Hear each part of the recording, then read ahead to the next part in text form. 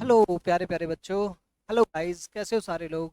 I think अच्छे तो नहीं होगे, क्योंकि आपकी जो ऑफलाइन क्लासेस चल रही थी वो बंद जो हो गई हैं। तो अब आपको फिर से वही ऑनलाइन क्लासेस लेना, थोड़ा घर पे रहना, फ़ोन से पढ़ना, फिर वही सारी प्रॉब्लम्स आए ना। बहुत गंदा सा फील हो रहा होगा, क्योंकि अब तक क्या था, अब तक आप लोगों को फील नहीं आ रहा था ऑनलाइन क्लासेस में थ्रू मोबाइल फ़ोन्स के ये हमारी क्लासेस भी हैं। ऐसा लगता है कि यार क्या पढ़ रहे हैं, है ना।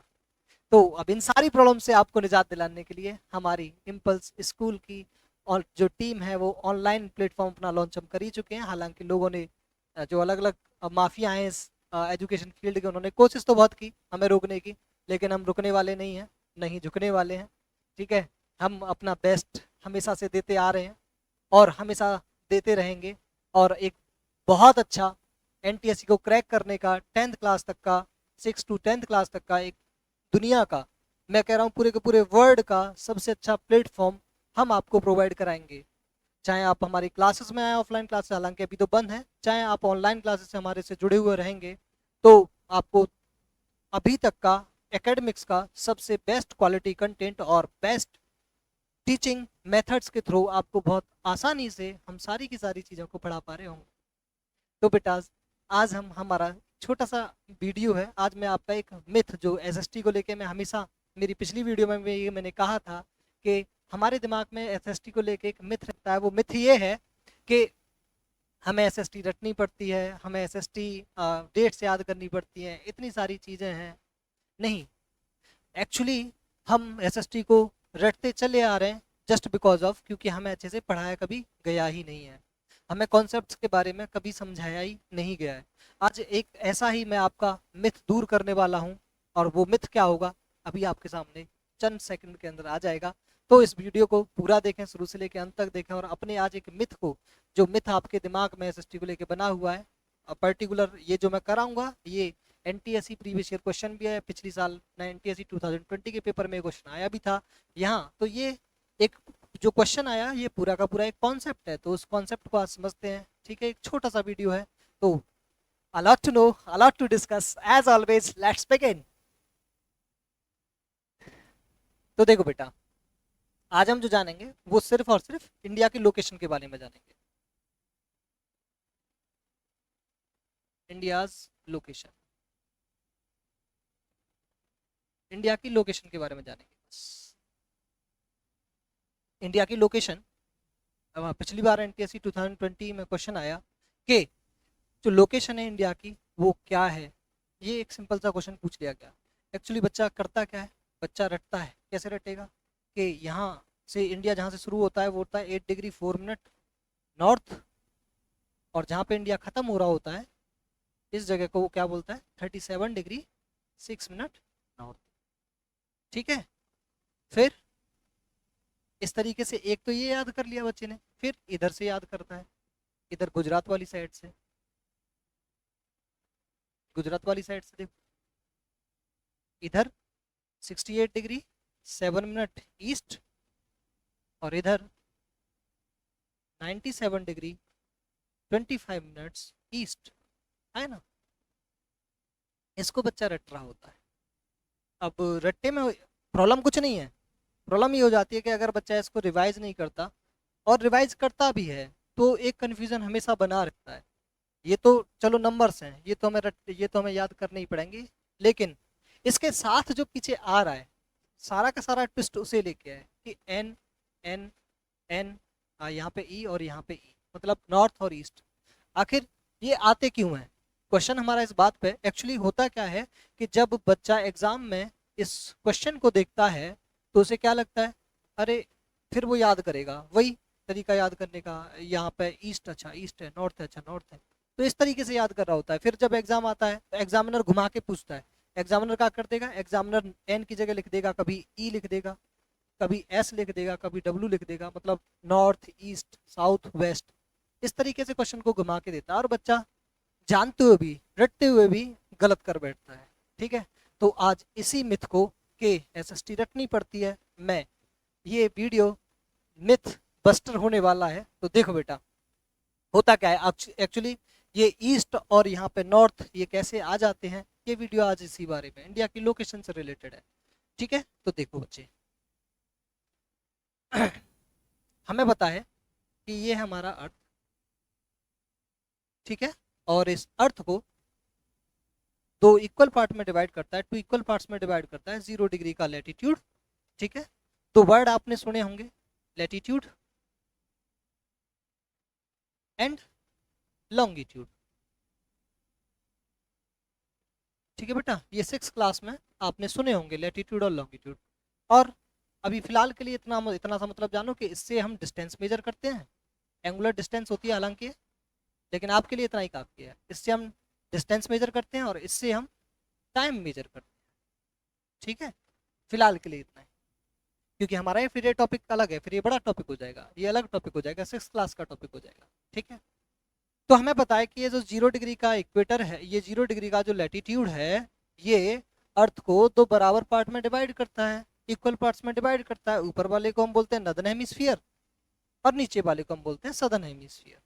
ठीक है, फिर आपने 6 क्लास में पढ़ा होगा कि जो इंडिया है, इंडिया ज्योग्राफिकली कहाँ पे एग्जिस्ट करता है, इस नॉर्दर्न हेमिस्फीयर के अंदर इंडिया एग्जिस्ट करता है।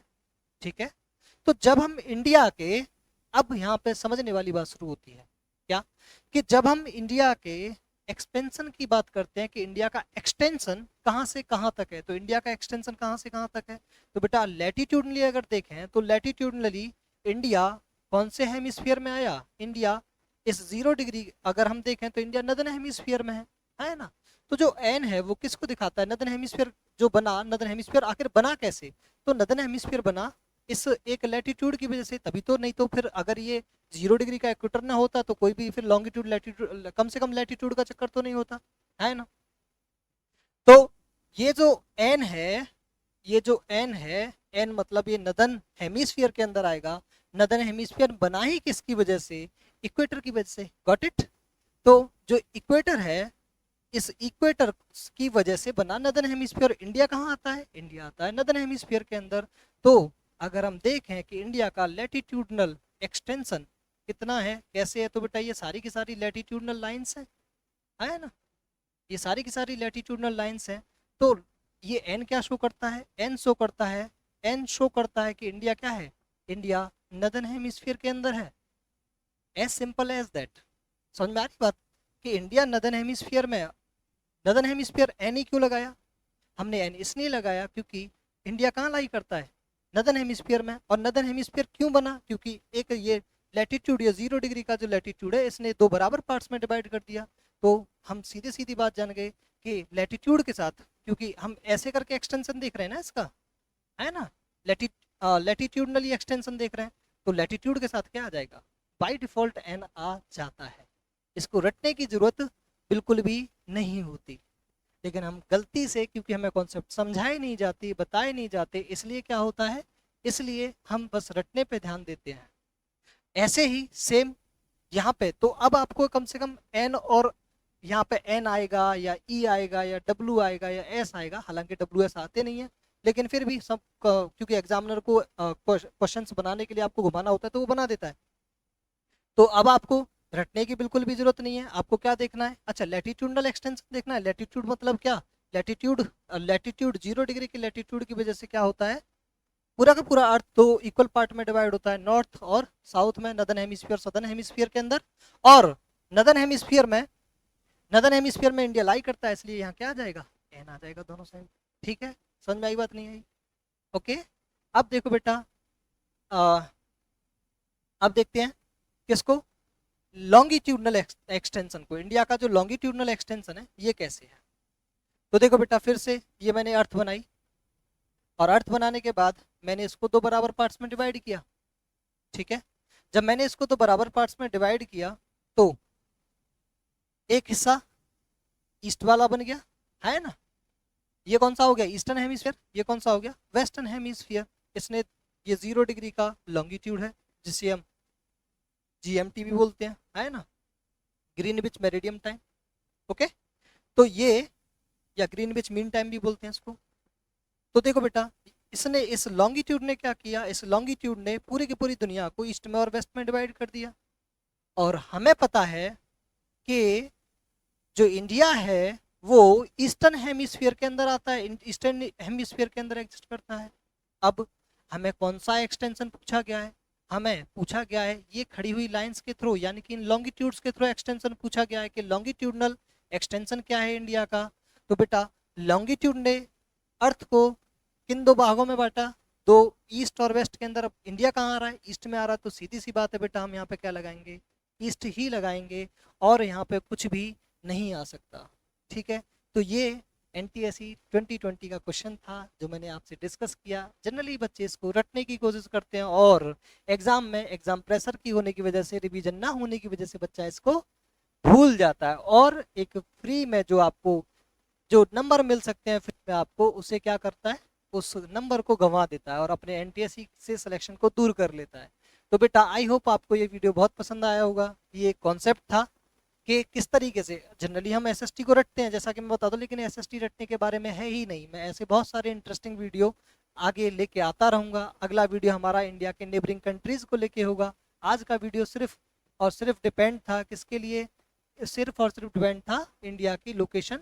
ये जो एनटीएससी 2020 में क्वेश्चन आया था, ये एनटीएससी 2020 का क्वेश्चन है। ठीक है बेटा, तो एनटीएससी 2020 का क्वेश्चन था, ये मैंने आपको करा दिया। आई थिंक आप लोगों को बहुत बहुत बहुत ज़्यादा पसंद आएगा वीडियो, तो दबा के शेयर करें, लाइक करें, सब्सक्राइब करें हमारे यूट्यूब चैनल को, और अपनी तैयारियों को इम्पल्स स्कूल के ऑनलाइन प्लेटफॉर्म से बहुत बहुत बहुत ज़्यादा अच्छे क्वालिटी कंटेंट के साथ अपने करियर को, एनटीएससी के सिलेक्शन को आसान करें। और बेटा मेरी तरफ से आप सब लोगों को आपके फ्यूचर्स के लिए बहुत सारी बेस्ट विशेस। ठीक है, तो गॉड ब्लेस यू ऑल।